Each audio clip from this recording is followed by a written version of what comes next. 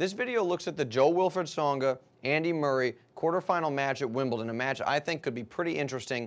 You've got two guys who are pretty amazing shot makers. Tsonga can serve big, great forehand, and Murray's got all that variety and is very adept at moving the ball around the court, working in the drop shot well. So I think there could be some quality shot making in this match.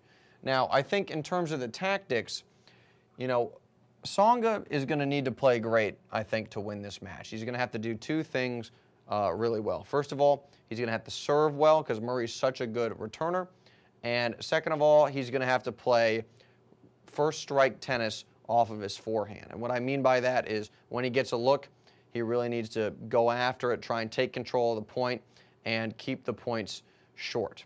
Because the longer the points go on, the more of a chance Murray's going to have to use all that variety, but particularly get the ball over here to Tsonga's backhand. Circles the player, sticks the side of the player they're hitting on, so that would be a backhand for a righty.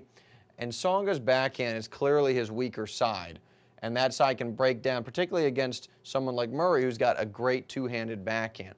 So if Murray is able to neutralize rallies and get in a backhand-to-backhand exchange, you got to give Murray the edge on most of those points.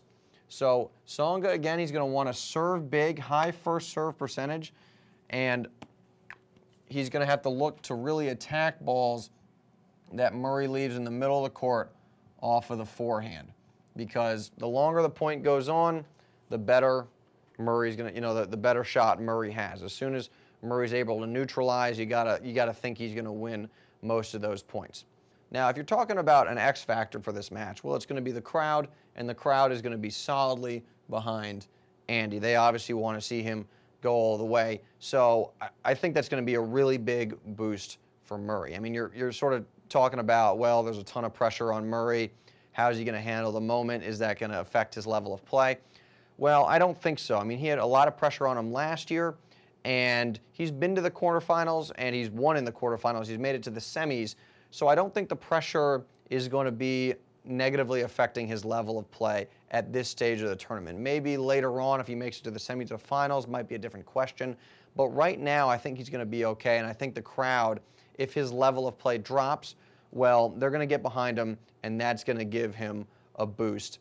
And I think that's going to be an important factor in this match for a guy against Tsonga, who's got a really big game and can certainly, if he's playing well, hurt you. So I think the crowd, that X factor, is going to be real important.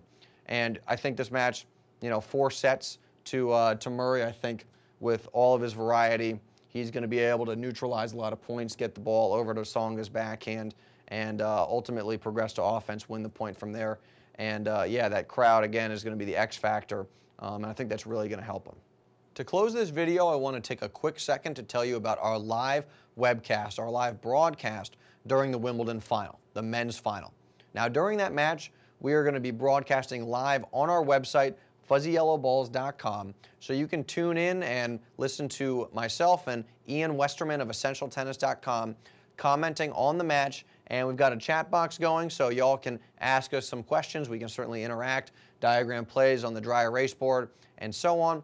You may be familiar with the webcast if you watched us, if you tuned in during the Aussie Open final or more recently the French Open final. And like I said, a ton of fun. We had thousands of people watch in the past, and we'll be giving away a bunch of free, cool prizes. So if you are watching that match, please visit us on the website, again, fuzzyyellowballs.com. I'm really looking forward to it, and I hope you tune in. Did you know that there are only 5 simple things you need to do to have a textbook forehand like Roger Federer? If you click the link in the description of this video and visit our website, you'll learn why Federer's forehand is so good and how you can copy his technique. And this entire 45-minute lesson is 100% free. Join the thousands who have already learned what these 5 simple things are and take control of your forehand today.